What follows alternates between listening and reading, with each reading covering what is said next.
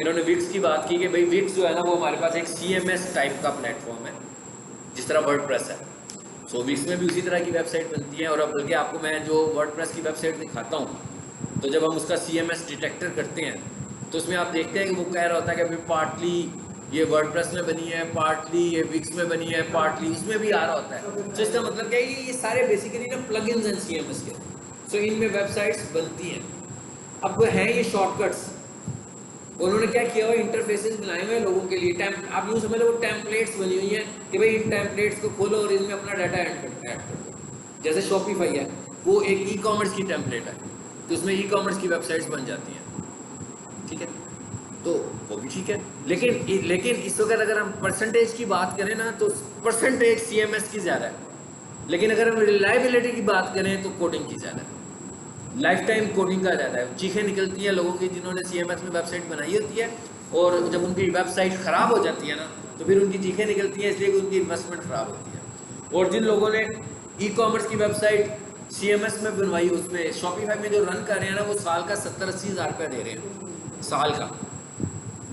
तो साल के 70-80 हज़ार रुपये देने का मतलब है इतनी सारी सेल जनरेट कर रहे हैं वो। एक और चीज़ मैं आपको बता दूं कि अगर कोई बंदा ये समझता है कि जी ये आपका ये वाला नंबर आया है, एक वफात खान था, इसको मैं रिमूव कर दूँ ना, ताकि वो मैं कंफ्यूज ना हूँ, मुझे पता होगा मैंने फहद को ऐड करना है ना, इसी को ऐड करना है ना, बस मैं आपको क्लास के बाद ऐड करूँगा, आपको मैसेज आ जाएगा, ठीक है, व्हाट्सएप पर। अब हमारी क्लासेज जो है ना वो है मंडे, वेडनेसडे और फ्राइडे। यानी अब हमारी नेक्स्ट क्लास जो है ना वो वेडनेसडे वाले दिन है, और आपका जो क्लास टाइम है वो 7 बजे का है, ठीक। इंशाल्लाह आपको जो चीज़ समझ में नहीं आएगी सुनकर आओगे तो उस दिन मुझसे डिस्कस कर लीजिएगा। अभी बेशक अगर आप ये सेशन भी अटेंड करना चाहते हैं कर लें, कोई मसला नहीं जी। तो विक्स का ये हमारे साथ प्रॉब्लम है कि ये सारे CMS हैं, इनमें अगर कोई प्रॉब्लम आए तो ये सारे का सारा प्लेटफॉर्म हमारा जाता है। जबकि कोडिंग में मैंने आपसे क्या कहा था, और प्लगइन्स होते हैं, ये प्लगइन्स अपडेट होते रहते हैं। सो यूज़र को तो नहीं ना पता कि प्लगइन क्या है, अपडेट कैसे होना है। जो आम क्लाइंट्स हैं हमारे, तो उनकी वेबसाइट इसी वजह से हैक भी हो जाती है, सस्पिशियस हो जाती है। लेकिन जो हमारी कोडिंग वाली वेबसाइट है, वो अगर आपको किसी ने एक दफ़ा बनाकर दे दी, वो गूगल का एल्गोरिथम उसे कुछ सालों के बाद कह दे, 10 सालों के बाद, ये बड़ी पुरानी हो गई है, लेकिन उस वेबसाइट को कुछ नहीं होगा। और कोडिंग की वेबसाइट एक्सपेंसिव वेबसाइट भी होगी। अब देखिए ना, कोई बंदा ये समझता हो कि मैं मोबाइल बेचना, मैं कहता हूँ भाई मैं माउस बेचना चाहता हूँ, तो मैंने कहा भाई मैं ई-कॉमर्स की एक साइट बनाता हूँ और भाई मैं करोड़पति बन जाऊँगा, ऐसे नहीं होगा। इंटरनेट से सेल करने की भी एक लिमिट है ना, ऐसे तो नहीं है ना कि इंटरनेट की सेल के साथ ही कोई बंदा बहुत अमीर हो जाएगा। आपको अपने अदर फैक्टर्स को भी यूज़ करना है। मतलब आपकी ऑफलाइन सेल भी हो रही है तो आपकी ऑनलाइन सेल भी हो रही है।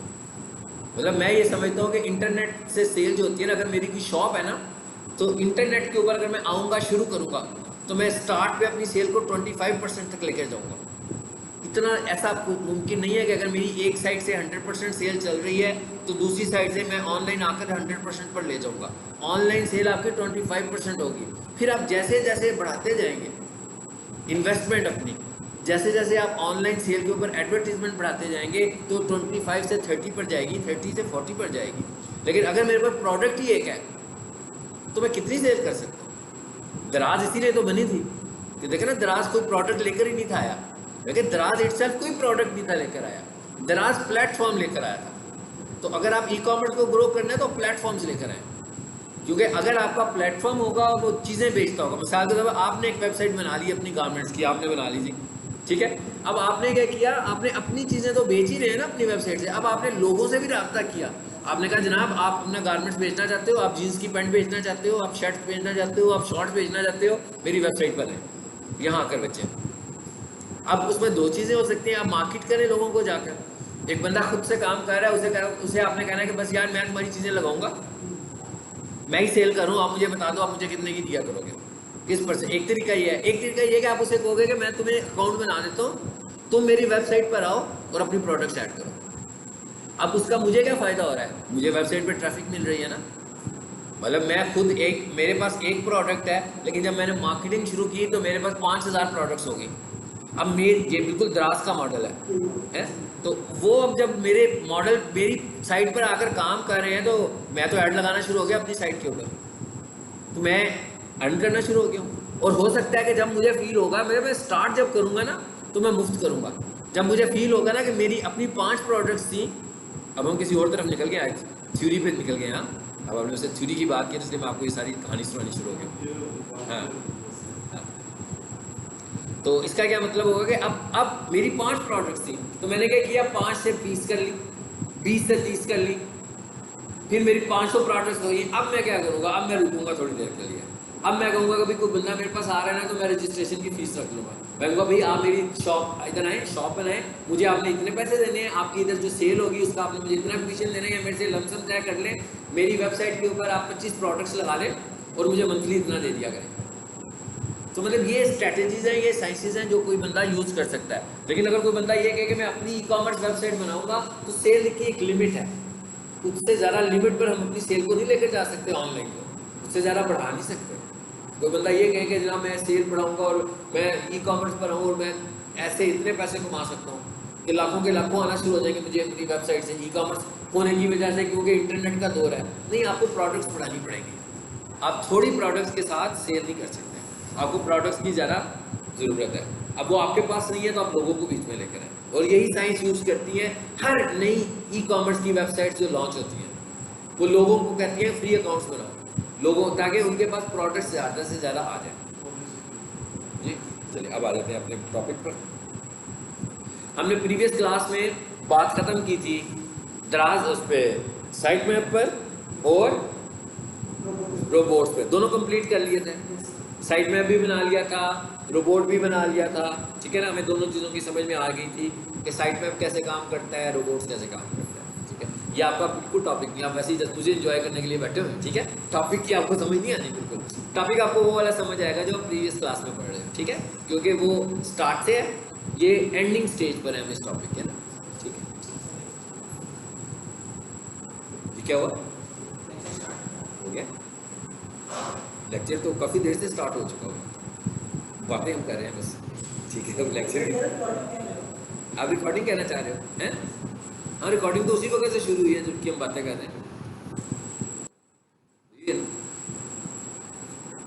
अच्छा, अब आज हम बात करते हैं होस्टिंग की।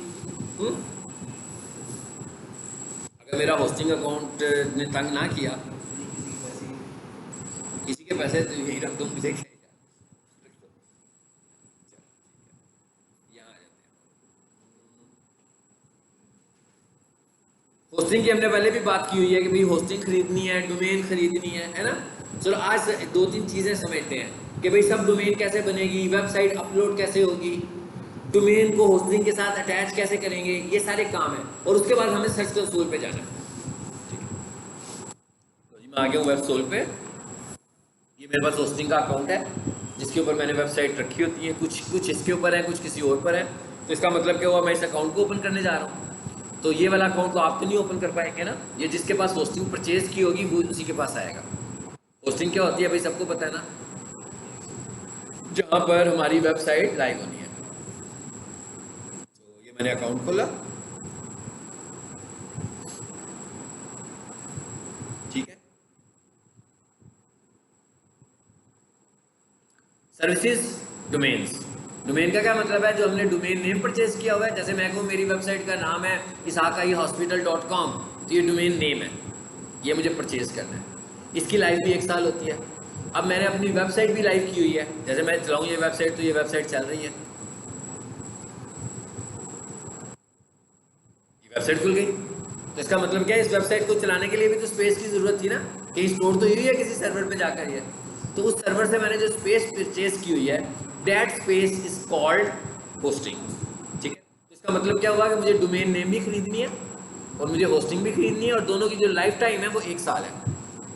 यानी इसका मतलब क्या हुआ कि मैंने जो होस्टिंग का पैकेज लिया हुआ है 1 साल बाद इसने एक्सपायर हो जाना है। फॉर एग्जाम्पल मुझे ये पैकेज 15,000 रुपये का मिला हुआ है, तो आफ्टर 1 ईयर मुझे फिर 15,000 देने पड़ेंगे। अगर मैंने 12,000 का पैकेज लिया हुआ है तो साल के बाद मुझे 12,000 देने पड़ेंगे। अगर 5,000 का पैकेज लिया हुआ है तो साल के बाद मुझे 5,000 दोबारा देने पड़ेंगे। इधर आ जाए। सो होस्टिंग में जाना होगा तो मैं कहाँ जाऊँगा, सर्विसेज में, ठीक है।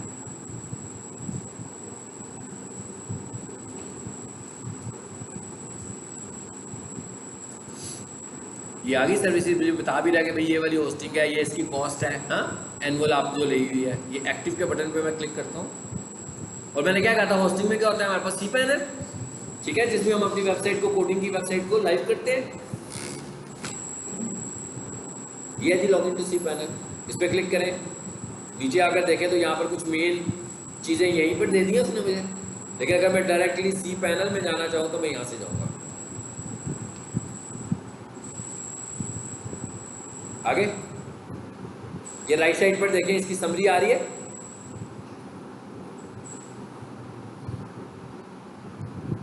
अपने काम की चीज देखते हैं पहले, ये क्या लिखा हुआ है देखिए जरा। कॉन्सेप्ट दिया हो ना एड ऑन डोमेन्स का, कि भाई एक पैकेज मिला है मुझे, पैकेज मैंने खरीदा, उसने मुझे कहा कि इसके साथ मैं आपको एक वेबसाइट दे रहा हूँ, इसके साथ अटैच कर लें, और उसके साथ उसने मुझे कहा कि मैं आपको क्या कह रहा हूँ, कितनी एड ऑन डोमेन्स दे रहा हूँ, 5 एड ऑन डोमेन्स दे रहा हूँ। इसका क्या मतलब हुआ? इसका मतलब हुआ कि 5 डोमेन्स के लिए मुझे होस्टिंग खरीदने की जरूरत नहीं है, सिर्फ डोमेन ही परचेज करूँगा, टाइम पैसे बच गए ना हमारे। फॉर एग्जाम्पल अगर मैं एक होस्टिंग पैकेज खरीदता हूँ और वो मुझे कहता है भाई ये 5000 का या 7000 का होस्टिंग पैकेज है और उसके अंदर आप एक वेबसाइट लगा सकते हैं, तो इसका मतलब क्या हुआ, उसमें मैं एक्स्ट्रा तो नहीं कर सकता। इसमें तो मेरे पास अगर 4 क्लाइंट्स हों तो मैं 4 क्लाइंट्स की वेबसाइट एक ही होस्टिंग पे अटैच कर सकता हूँ। इसका मतलब क्या हुआ, 4 क्लाइंट्स तो होस्टिंग पे कर रहे होंगे, ठीक है ना। लेकिन मेरे पास एक होस्टिंग प्लान ऐसा है जिसमें मैं एक से ज़्यादा वेबसाइट्स अटैच करूँ। समझ आई पॉइंट की क्या बताया मैंने? तो ये क्या कह रहे हैं, इसमें कितनी आपके पास है एड ऑन डोमेन्स, और सब डोमेन्स कितनी है? 5। मतलब एड ऑन डोमेन्स भी 5 है, सब डोमेन्स भी 5 है। इसका मतलब क्या हुआ, चाहूँ तो 5 सब डोमेन्स बना लूँ और चाहूँ तो 5 एड ऑन डोमेन्स। सब डोमेन क्या थी हमारे पास भाई, ये सब डोमेन है ना। जैसे मैं कहता हूँ भाई ये ट्रस्ट जियो की जो साइट है यार, इसको आसानी से यूँ समझ लेते हैं, जियो की साइट jio.tv मेन वेबसाइट है, और अगर मैं लिखूँ urdu.jio.tv तो ये क्या है, ये वेबसाइट सब डोमेन में बनी हुई है। तो सब डोमेन को हम रिकग्नाइज कैसे करते हैं? डॉट के साथ। ये URL पढ़ लें इसका, urdu.jio.tv। अब गूगल पे आए हम, मैंने कहा google.com, तो ये क्या है, डोमेन है। अब मैं आया और मैंने लिखा ads.google.com, तो ये क्या है, यानी पता लग रहा है ना आपको कि सब डोमेन पहचान में कैसे आ रही है, डॉट के साथ आ रही है, ठीक है। तो ये सब डोमेन है। तो अब वो ये कहता है आपको, कहता है भाई आप चाहें तो ये जो पैकेज है इसमें 5 सब डोमेन बना लें। सब डोमेन क्या होगी, डोमेन के अंदर बनेगी। लेकिन एड ऑन डोमेन क्या चीज़ है? एड ऑन डोमेन है, ये मैं कहता हूँ भाई मेरे क्लाइंट्स हैं, मेरे 3 क्लाइंट्स हैं, चले आसानी के लिए हम समझ लेते हैं, मेरे 3 क्लाइंट्स हैं। एक क्लाइंट की वेबसाइट का नाम है xyz.com, एक का नाम है abc.com और एक की वेबसाइट है 786.com। इसका मतलब क्या हुआ, इन तीनों क्लाइंट्स ने डोमेन परचेज की हुई है, ठीक है ना। सपोज कर लेते हैं 3-3 हज़ार रुपये की इन्होंने डोमेन परचेज की। अब इन्होंने अपनी वेबसाइट को लाइव करना है, तो इन्हें वेबसाइट लाइव करने के लिए क्या परचेज करना है, होस्टिंग।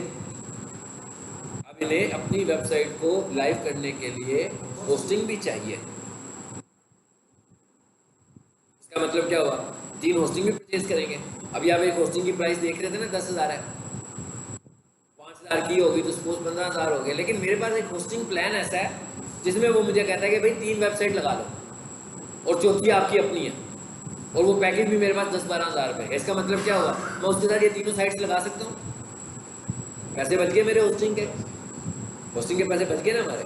अच्छा, अब मेरी अपनी जो वेबसाइट है ना उसका नाम है ali.com। अब मैं कोई काम ऐसा कर रहा हूँ जिसमें मुझे, अब इसने मुझे कितनी कही थी, 5। अब चले हम सपोज कर लेते हैं इसने हमें 3 की ऑप्शन दी हुई है। अब मैं चाह रहा हूँ कि मैं अली के अंदर ना 3 सब डोमेन्स बना लूँ, ठीक, ऐसी बनेगी ना।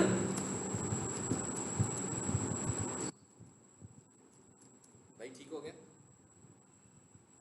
अब ये A, B और C जो है ये क्या है, ये सब डोमेन्स हैं। ये सब डोमेन्स कैसे बनी है, इनके अंदर बनी है। लेकिन जो ऊपर वाली वेबसाइट्स हैं अगर वो मैं अटैच करूंगा तो कैसे अटैच होंगी, xyz.com। इसका मतलब क्या हुआ कि अगर a.ali.com कोई बंदा लिखेगा तो देख ही पता लग जाएगा कि ये सब डोमेन है, लग जाएगा ना पता। लेकिन अगर कोई बंदा लिखेगा xyz.com, कोई अंदाजा लगा सकता है कि ये मैंने किसी की एडमिन डोमेन यूज की हुई है? नो। ये एक इंडिपेंडेंट डोमेन ही लग रही है। हालांकि ये बेसिकली है क्या, ये एडेड डोमेन है किसकी, ali.com की। और ali.com ने इसको वर्चुअली समझा क्या हुआ है, सब डोमेन। ali.com के नजदीक ये क्या है, सब डोमेन है। यानी ali.com में जब ये आएगी तो बेसिकली ये क्या होगी, ऐसे।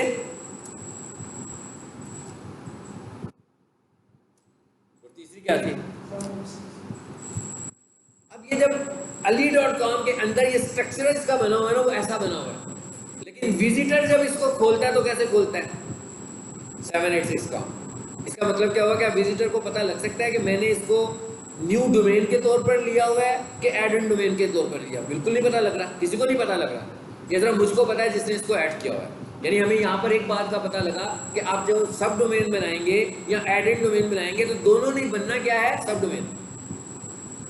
भाई देखो, सब डोमेन भी ऐसी बन रही थी, एड इन डोमेन भी ऐसी बन रही थी, लेकिन फर्क क्या था कि एड इन डोमेन क्या थी, अलग ही नजर आ रही थी, वो सब डोमेन के तौर पर दिख नहीं रही। लेकिन जो सब डोमेन है वो दिख भी सब डोमेन के तौर पर ही रही है। अब वो होस्टिंग कंपनी वाले मुझे क्या कह रहे थे, कहते कि भाई 3 सब डोमेन्स लेनी है तो वो ले लो, 3 एड ऑन डोमेन्स लेनी है तो वो ले लो। अब फॉर एग्जांपल मैंने क्या किया, मैंने ये किया, क्या किया मैंने, 2 एड ऑन डोमेन्स ले ली। अब पीछे कितनी बच गई, 1। अब वो 1 मैं सब डोमेन बना लेता हूँ। मुश्किल बात करो है। तो मेरे पास ना 3 क्लाइंट्स हैं। एक बंदे की वेबसाइट का नाम है XYZ, एक बंदे की वेबसाइट का नाम है ABC और एक के नाम है 786। कहता भाई मैंने डोमेन खरीद ली हुई है, मुझे होस्टिंग चाहिए। ठीक है, मैं एक क्लाइंट की वेब प्रोजेक्ट रन करने लगा हूँ और मेरे पास उसका एक होस्टिंग प्लान है। उस होस्टिंग प्लान में शामिल है कि भाई मैं आपको 3 एड ऑन डोमेन दे रहा हूँ। इसका मतलब क्या हुआ कि मुझे होस्टिंग खरीदने की जरूरत पड़ेगी इनकी कि नहीं पड़ेगी। अब भाई नहीं पड़ेगी, मेरे पास ऑलरेडी मौजूद है ना। उसने कहा भाई 3 मैं आपको फ्री दे रहा हूँ। कहता मेरी मतलब मैंने एक होस्टिंग पैकेज खरीदा हुआ है जिसके अंदर वो मुझे कह रहा है कि भाई होस्ट करवा लो। कहता है आपको इसमें एक वेबसाइट रखोगे तो भी मैं कर दूंगा, 3 रखोगे तो भी रख दूंगा। इसका मतलब क्या होगा कि 3 वेबसाइट तो मुझे वैसे ही मिली हुई है, ऑलरेडी मिली हुई है। तो मैं क्या करूंगा, अगर मैं चाहूंगा तो मैं इन तीनों को होस्टिंग चार्ज करूंगा, लेकिन एक्चुअली मैं होस्टिंग पे नहीं करूंगा क्योंकि मेरे पास एक पैकेज, बड़े वाला पैकेज ऑलरेडी मौजूद है। हो सकता है मैं यूँ कह दूँ कि मेरे पास 10,000 का होस्टिंग प्लान था। अब मैंने जब इन 3 बंदों को लिया तो मैंने इसे कहा भाई 3,000 तुम दे दो तो तुम्हारी वेबसाइट भी मैं लाइव कर दूंगा। इन दोनों से 3,000 रुपये मैंने ले लिए। कुछ बिल्कुल कुछ नहीं होगा। ठीक है, अब वो ये कहता है ये एड इन डोमेन्स के साथ भी यही है और सब डोमेन्स के साथ भी यही है। एड इन डोमेन्स का क्या फायदा है कि वो मेन डोमेन्स हैं, और सब डोमेन्स का क्या है कि वो डोमेन के अंदर सब डोमेन्स है, बिल्कुल जैसे फोल्डर्स के अंदर फोल्डर्स बने होते हैं। ठीक है, लेकिन इंटरनली जो है होस्टिंग इन दोनों को एक ही डील कर रही है, मगर यूजर्स के लिए वो एक डील नहीं कर रही। यूजर्स के लिए सब डोमेन पता लग रही होगी, जैसे अभी आपको दिखाई मैंने urdu.geo.tv, दिखने से पता लग गया सब डोमेन है। लेकिन अगर कोई बंदा xyz.com लिखेगा तो कहीं से पता लगता है कि ये एड इन डोमेन है? नो, ये इंडिपेंडेंट ही होगी, लेकिन ये मुझको पता है कि ये एड इन डोमेन है। और अब होस्टिंग क्या कहती है मैं इस एड इन डोमेन को बेसिकली डील क्या करूंगी, सब डोमेन। यानी उसने जब इसको बनाना है तो किसके तौर पर बनाना है, सब डोमेन के तौर पर क्रिएट करना है। लेकिन बना क्या देना है उसने, इसको एक अलहदा इंडिपेंडेंट डोमेन बना देना है। समझ में आया पॉइंट? यानी इसका मतलब क्या हुआ कि सीधी सी बात है कि भाई मैं होस्टिंग कंपनी के पास गया तो मैंने उससे ना कोई पैकेज खरीद लिया। उसने मुझे पैकेज दिया एक 20,000 रुपये का। तो उसने मुझे कहा कि भाई आप एक साइट क्यों लगाना चाहते हो, आपके और जो क्लाइंट्स हैं उनको भी इसी पे लगा लो। ठीक है, तो अब मैंने उनसे 20,000 रुपये का पैकेज खरीदा, बीच में मुझे मिल गई 6 डोमेन्स। अब मेरे जो बाकी के 5 क्लाइंट्स हैं ना, उनसे मैं डोमेन के होस्टिंग के पैसे ले रहा हूँ, लेकिन असल में मैं होस्टिंग के पैसे नहीं दे रहा, इसलिए कि मुझे जो 20,000 का होस्टिंग प्लान मिला हुआ है। तो इसका मतलब क्या होगा कि वो जो 20,000 का होस्टिंग प्लान है, हो सकता है कि मैं 20,000 ही इन लोगों से कवर कर रहा हूँ, और हो सकता है कि मैं 40,000 भी कवर कर रहा हूँ, हो सकता है मैं 25,000 कवर कर रहा हूँ, हो सकता है मैं 27,000 कवर कर रहा हूँ। मेरे ऊपर डिपेंड करता है ना कि मैं उन्हें कैसे डील करता हूँ। तो होस्टिंग कंपनी मुझे ये कहती है कि भाई यूँ करो, आप एक ना लो, एक से ज़्यादा ले लो, ताकि आप उसमें एक से ज़्यादा वेबसाइट्स अटैच कर सकें। आप वापस आ जाएं।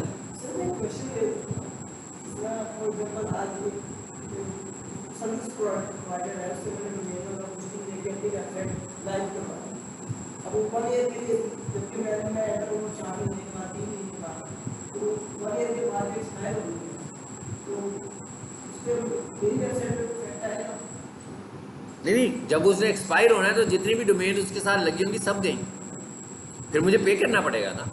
मतलब इसका मतलब ये तो नहीं ना, मतलब मैंने अगर मैं किसी 12,000 का पैकेज दिया और मैंने 5 डोमेन्स लगाएंगे तो मैं उसे इन टाइम चार्ज भी करवाऊंगा। फिर वो जैसे ही एक्सपायर होगी तो अब फॉर एग्जांपल मेरी 6 महीने गुजर गए हुए ना, एक बंदा मेरे पास आ जा रहा है तो 6 महीने की होस्टिंग रह गई है पीछे, तो उसको तो मैं साल की दूंगा ना। तो उसको साल की दूंगा तो मैंने डोमेन होस्टिंग रिन्यू तो दूसरे की करवानी है ना, होस्टिंग तो दूसरे की रिन्यू करवा रहा हूँ, उसको चार्ज मैं करूंगा साल बाद ही।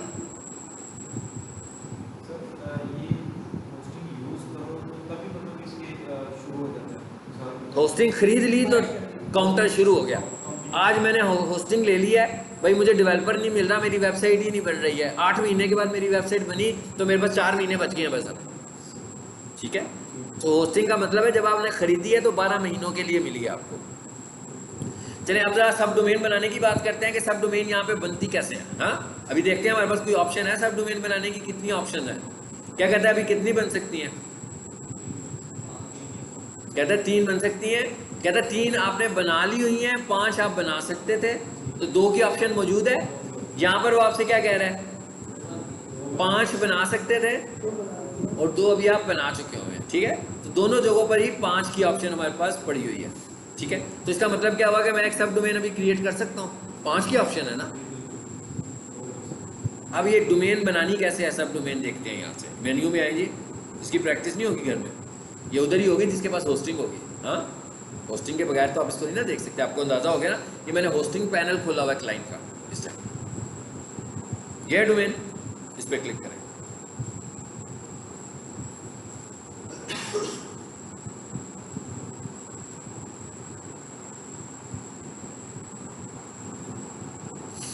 आगे ये देखिए होस्टिंग की विंडो आ रही है, दिखा रहा है मुझे होस्टिंग कौन कौन सी है। देखिए ये वेबसाइट का क्या नाम आ रहा है, लामा पीर शफात रसूल।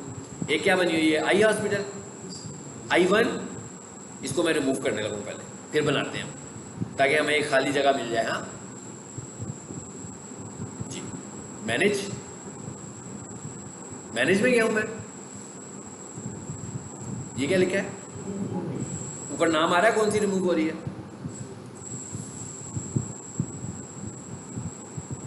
क्लिक हुआ कि नहीं हुआ?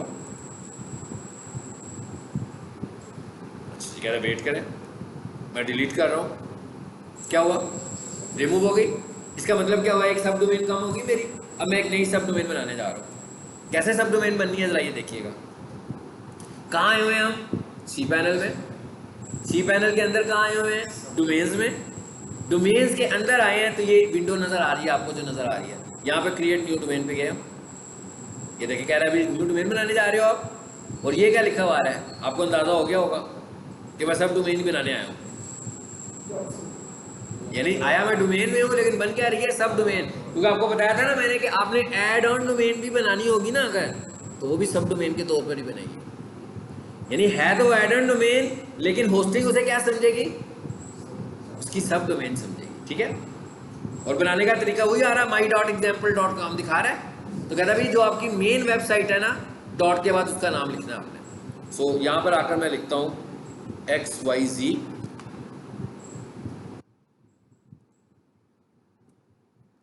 डॉट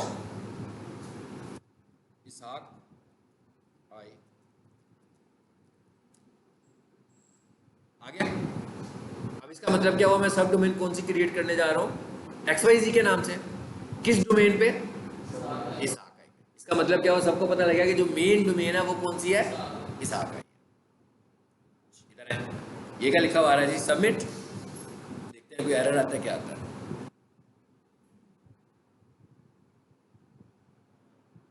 इसने एक एरर शो कर दिया हमें, कोई बात नहीं।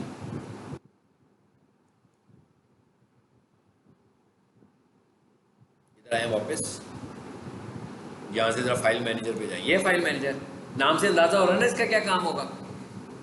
क्या काम होगा, फाइल्स को मैनेज करना भाई। वो जो वेबसाइट अपलोड करने की बात कर रहे हैं हम, इस पर क्लिक करें। ये है इसका फाइल मैनेजर। अभी मैंने किस नाम की डोमेन बनाई थी? अली के साथ XYZ। ये बन गई है? बन गई ना? चलो इसे खोलें जरा। एक सब डोमेन क्रिएट हो गई। बनाई कहाँ पे मैंने?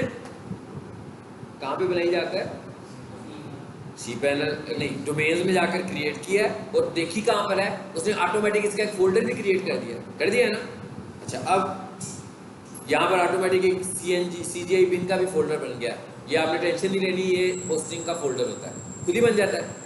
सो हमारी वेबसाइट की जो मेन फाइल थी वो किस नाम से होती है? इंडेक्स की फाइल थी ना जो चलती है। फिलहाल मैं समझाने के लिए काम कर रहा हूँ। यहाँ पर एक इंडेक्स की फाइल बनाते हैं जी। कैसे बनाएंगे? ये क्या लिखा है? फाइल। यहाँ पर क्या पूछ रहा है? नाम बताओ। कहाँ पर बन रही है? XYZ साथ में। ओके,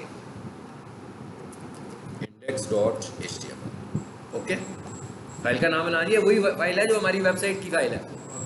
अभी सिर्फ आपको समझाने के लिए बना रहा हूँ, अदरवाइज क्या करना है वो तो मैंने अपना ऑफलाइन प्रोजेक्ट किया उसको यहाँ अपलोड करना है अभी। लेकिन उससे पहले हम ये काम कर रहे हैं। बन गई। अभी इसमें कुछ भी नहीं है, कोई कोडिंग नहीं की मैंने। इसको सिलेक्ट करें, वही काम करूंगा जो ऑफलाइन कर रहा था। एडिट,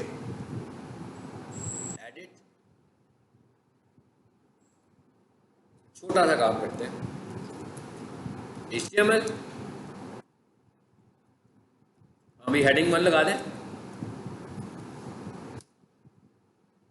लगा दिया।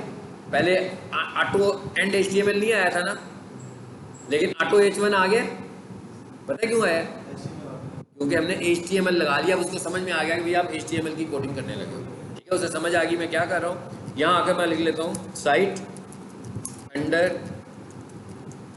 कंस्ट्रक्शन। भाई साइट अभी बन रही है, अभी बनी नहीं है। ठीक है, सेव कर दें इसको। क्या नाम था अब हमारी साइट का?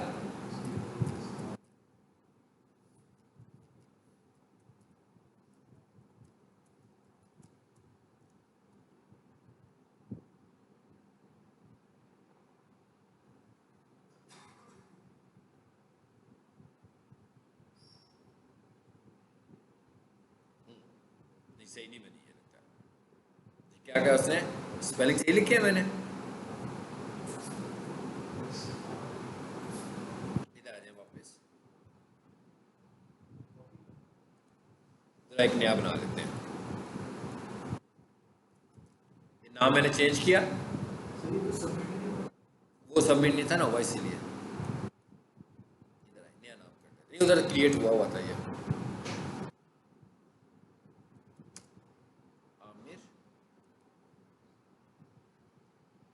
इसको भी बंद करें जरा। अब मैंने क्या कह दिया? मैंने कहा भी इसका फोल्डर शेयर कर लो, और ऊपर लिख दिया मैंने डोमेन। अब मैं कहता हूँ सबमिट। अभी भी अगर एरर आएगा इसमें होस्टिंग में इसको कोई इशू है।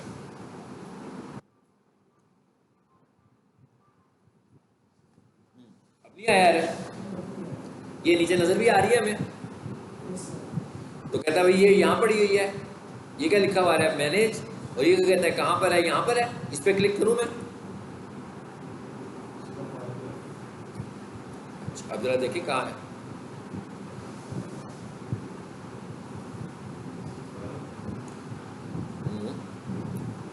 आमिर नहीं आया। किस नाम से बनाई है हमने?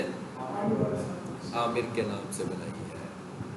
तो इसमें कोई इस वक्त मेरा ख्याल है कोई इसका मतलब है कि इशू है।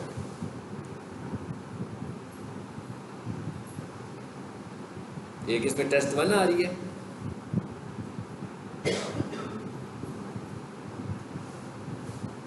नहीं आ रही है आमिर के नाम से। इधर आए जरा, वापस आए इसमें। यहाँ देखें जरा, यहाँ पर कुछ है?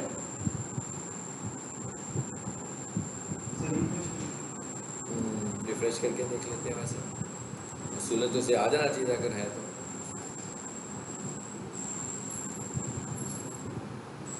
नो,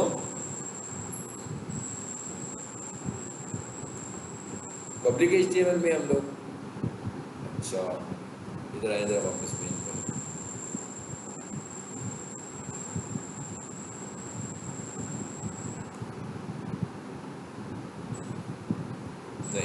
तो गड़बड़ चल रही है इसमें, ठीक है। इसको मैं नेक्स्ट टाइम बताऊंगा आपको, क्योंकि हमने ये अभी हमने कौन सी बनाई थी भला, XYZ बनाई थी, ये भी नहीं चली ना।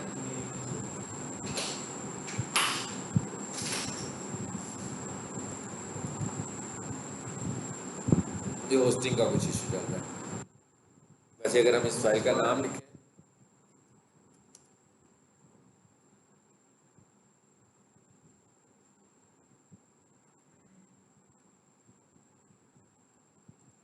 नो,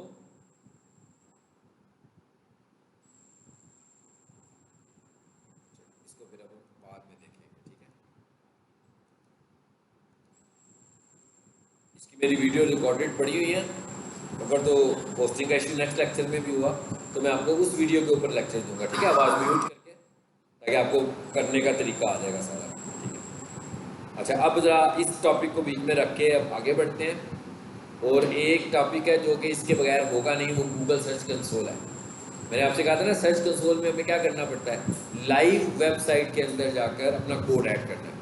जिसका मतलब है इसके लिए तो वेबसाइट अपलोड करेंगे तभी कर पाएंगे। अगर वेबसाइट अपलोड नहीं होगी, इस वक्त इस पोस्टिंग में कुछ इशू है, तो अभी हम वो देख लेते हैं कि वो इशू है क्या, क्यों ये वाला इशू आया। असूलन वैसे ये इशू आना नहीं चाहिए था, दोबारा करके देखें मेरा। यहाँ पर एक कौन सा फोल्डर आ रहा है, ये वंस अगेन इस तरह आकर एक बार ट्राई और मार के देख लेते हैं। ये था हमारा, ठीक है। ये क्या कहता है, क्रिएटेड आमिर हॉस्पिटल गांव विद द डोमेन रूट, उसके मुताबिक तो यहाँ पर है ना, लेकिन वो यहाँ पर हमें मिल नहीं रहा। एक काम करते हैं, ज़रा मैनेज करके एक दफ़ा देख लेते हैं मैनेज में क्या ऑप्शन दे रहा है।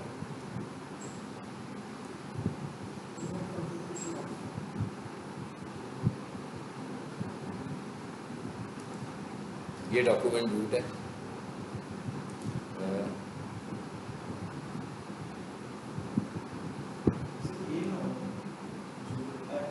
कौन सी, नहीं ये पुरानी है। वो असल में बहुत सारी बनी हुई है ना, मैं ज़रा इनको रिमूव कर दूंगा। इसमें एक्स्ट्रा भी बहुत आ रही है ना, देखें ना, इसमें नजीब 1 2 3 भी आ रही है, F भी आ रही है, ठीक है, आई का फोल्डर भी बना हुआ है, इसमें बहुत कुछ बना हुआ है। तो इनको मैं सारों को रिमूव करके, ताकि एक ही कर देंगे कि हमने जो प्रैक्टिस करी, जो मेन डोमेन्स होगी ना उनको रख लूँगा, बाकी को रिमूव कर दूँगा। ये देखें ना, ये भी आ रही है, टेस्ट वाली भी आ रही है। यहाँ उसने टाइम लेना है अभी थोड़ा सा, अभी यहाँ शो नहीं हो कर रहा, ये भी पॉसिबल है। और कौन सी आ रही है, वैसे ये अली वाली आ रही है। मैंने अली खोली थी कि नहीं खोली थी अभी, जो नहीं थी खुली थी। अच्छा, अली को खोल कर देख लेते हैं कि अली में कुछ है। अगर अली खुल जाती है,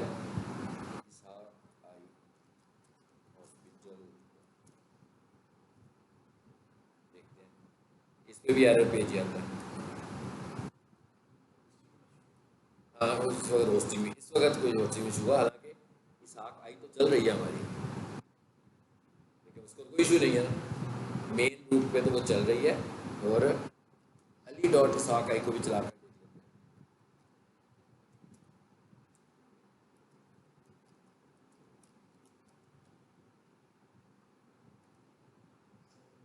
ये ठीक चल रही है, ये हमारी मेन है ना, जिसके अंदर ये देखें, इसके अंदर हम बना रहे हैं सब कुछ।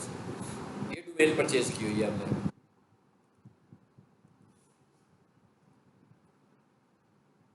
अब इधर आए, नहीं चली, ये भी नहीं चली, इसकी होस्टिंग का कुछ इशू चल रहा है, ठीक है। वो मैं नेक्स्ट क्लास में इंशाल्लाह इसको रिजॉल्व कर दूंगा। तो एक टॉपिक और कर लेते हैं आज, क्योंकि आज टॉपिक्स कम और बातें ज़्यादा की हमने। 404 एरर पढ़ा था कि नहीं पढ़ा था?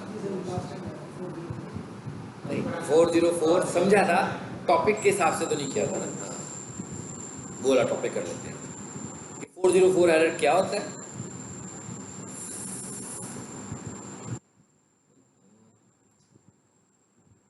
अंडू गलत हो गया था, PDF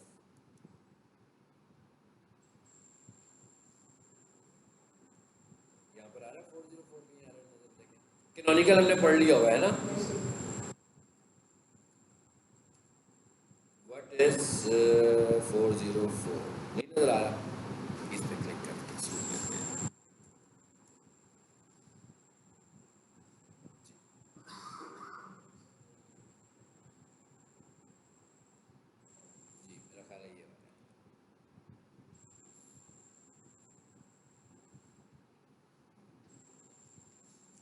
404 एरर होता क्या है, ये तो हमने प्रीवियस क्लास में डिस्कस किया था कि भाई कोई ऐसा पेज जो आपकी वेबसाइट पर अब नहीं है और लिंक में मौजूद है, मतलब उसका लिंक मौजूद है लेकिन वो पेज नहीं है, तो उस पर क्लिक करेंगे तो 404 आएगा। जैसे मिसाल के तौर पर इसकी एग्जांपल मैंने आपको प्रीवियस क्लास में भी दी थी।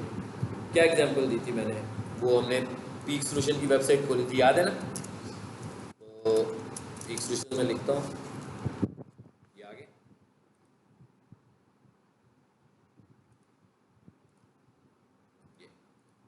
अब robots.txt, ये एक वेबसाइट का फाइल का नाम लिखा मैंने, बन गई है साइट मैप।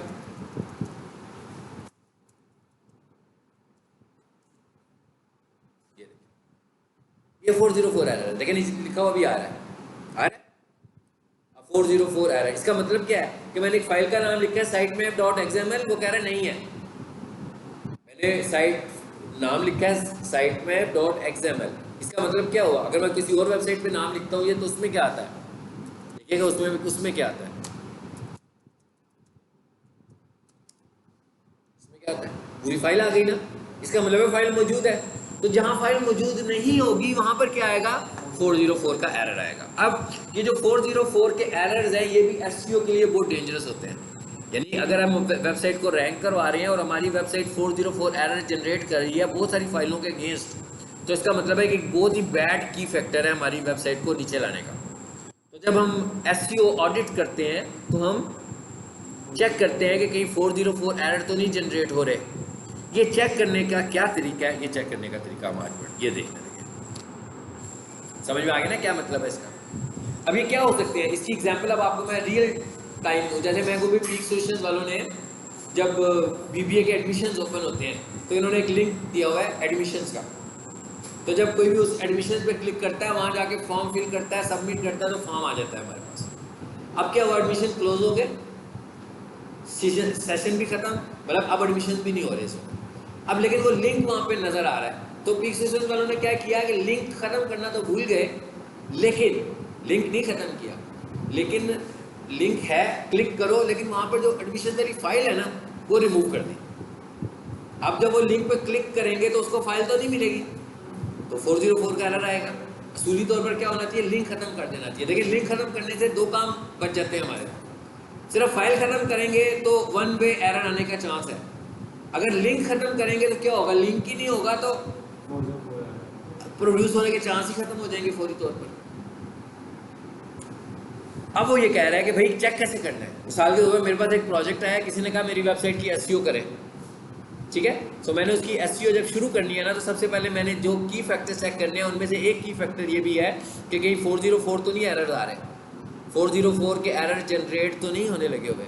अगर तो 404 के एरर जनरेट होने लगे हुए हैं तो मुझे उन्हें देखना पड़ेगा, कंट्रोल करवाना पड़ेगा। अब ये 404 के एरर रुकवाएगा कौन? आपको पता लगेगा कि ये सारा काम तो डेवलपमेंट साइड का काम है। तो इसका मतलब क्या हुआ कि हम डेवलपर को रिपोर्ट करेंगे कि भाई ये एरर्स आ रहे हैं। अब इसकी एग्जांपल करके देखते हैं। इसके लिए क्या है, हमारे पास टूल्स हैं, ये देखें, use free broken link checkers. अच्छा, ये जो 404 एरर्स हैं इनको हम ब्रोकन लिंक्स भी बोलते हैं। भाई ब्रोकन लिंक किया ना कि एक साइड से क्लिक करें, एक साइड से प्ले नहीं हो रहा, तो लिंक टूटा हुआ है हमारा, ठीक है, इसलिए हम इनको बोलते हैं ब्रोकन लिंक्स। ये 2-3 टूल्स हैं, ये मैं आपसे शेयर कर की हुई है शायद, ऑल पीडीएफ नहीं की? अच्छा, मैं आज शेयर कर दूंगा। इसके अंदर ये सारी पीडीएफ होंगी, ठीक है, जो जो मैं पढ़ाता हूँ इनको खोल के देख लिया करें। ब्रोकन लिंक चेक, एएचआरएफ और डेड लिंक चेकर, ये तीनों में से जो मर्जी यूज कर लें, लेकिन मैं जो अच्छी प्रैक्टिस होती है वो ये समझता हूँ कि तीनों को चेक करें, ताकि तीनों मुझे जो रिकमेंड कर रहे हो वो उसी को मैं समझूंगा वो सही वाली है। तो मिसाल के तौर पर मैं ब्रोकन लिंक चेकर पे आता हूँ। हेलो, अभी हमने पीक सोल्यूशन की वेबसाइट खोली थी, यहाँ बंद हो गई है। चलो यहाँ पे दोबारा खोल लेते हैं। जब पीक सोल्यूशन को चेक करते हैं कि क्या उस पर ब्रोकन लिंक्स हैं।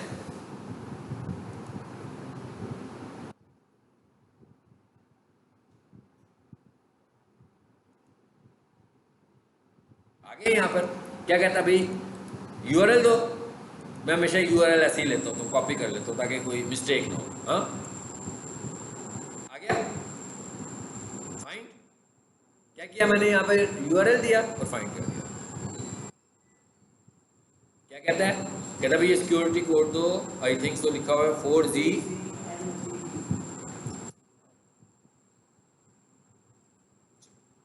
ये 3 टूल्स हैं, अब हमने इन तीनों टूल्स को इस काम के लिए इस्तेमाल करना है।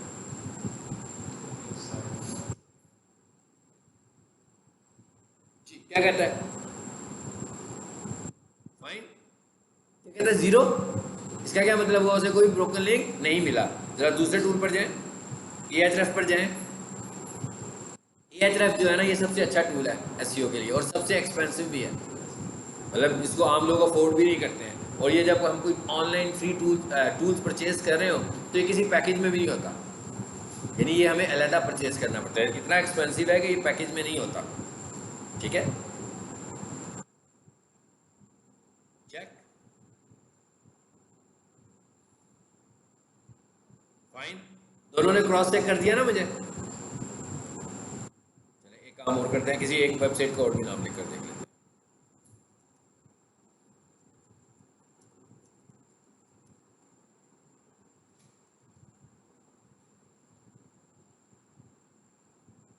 क्या कहता है? कोई ब्रोकन लिंक देंगे। सो ये तरीका है ब्रोकन लिंक्स चेक करने का।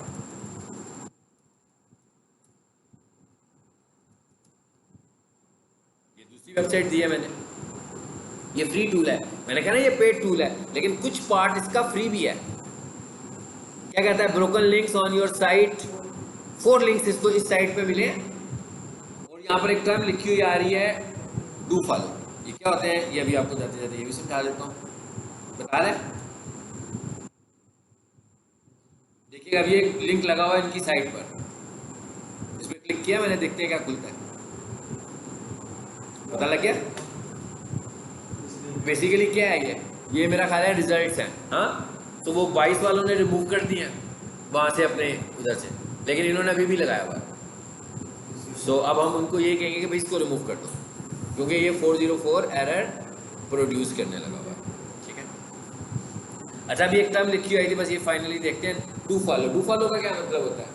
डू फॉलो का मतलब होता है कि ऐसे लिंक्स ऐसे लिंक्स जो डू फॉलो होते हैं वहाँ से हम लिंक जूस ले रहे होते हैं। लिंक जूस क्या होता है?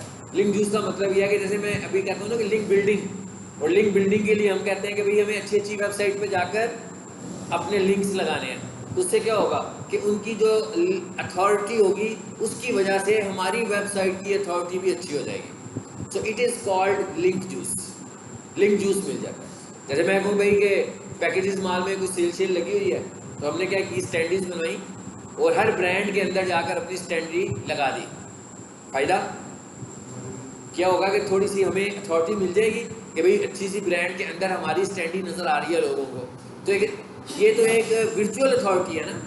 लेकिन अगर मैं फेसबुक पर जाकर अपनी वेबसाइट का लिंक लगाता हूँ और मुझे पता लगता है फेसबुक की अथॉरिटी 100 आउट ऑफ 100 है और मेरी जो वेबसाइट है उसकी अथॉरिटी 5 आउट ऑफ 100 है, तो इसका मतलब है मुझे अपनी अथॉरिटी को ग्रो करने की ज़रूरत है। तो मैं अपनी अथॉरिटी को ग्रो करने के लिए क्या करूँगा, अच्छी अच्छी वेबसाइट पे लिंक लगाऊंगा। लेकिन मुझे ये देखना है कि ऐसी कौन सी वेबसाइट्स हैं जो डू फॉलो लिंक्स देती हैं। डू फॉलो लिंक्स का क्या मतलब होता है? जो अपना लिंक जूस शेयर करती है आपसे। उससे क्या होता है कि अगर मैं अथॉरिटी लोगों की वेबसाइट पे जाकर डाटा लिखूंगा तो मेरी अथॉरिटी भी बढ़ना शुरू हो जाएगी। ऐसी वेबसाइट जो अपना लिंक जूस दे रही होती हैं उनको हम बोलते हैं डू फॉलो, और ऐसी वेबसाइट जो अपना लिंक जूस नहीं देती वो नो फॉलो होती है। बाकी इसको डिटेल के साथ हम लिंक बिल्डिंग में समझेंगे। ठीक है, तो क्लास खत्म।